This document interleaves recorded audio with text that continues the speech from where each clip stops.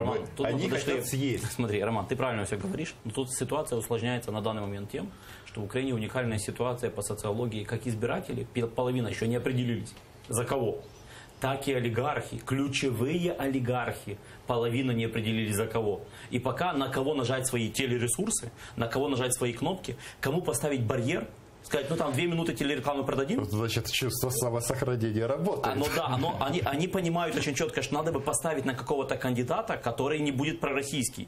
Но сначала все усложнялось тем, что было чувство, как будто Порошенко имеет шанс на второй тур, как будто Порошенко ищет себе спарринг-партнера, и вся избирательная логика подготовки к выборам проходила по вопросу, с кем Порошенко сражается во втором туре.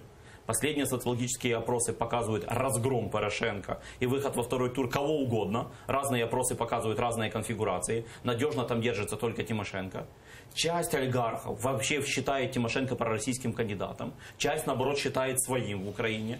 Часть вообще заняла нейтральную позицию. На всякий случай, кто его знает, вдруг она будущий президент. Половина олигархата думает о том, а кто же может быть и альтернативой.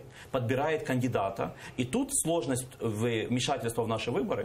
Это вопрос на то, а будет ли у них кандидат, который наполовину прорусский. Вот это вопрос еще большой.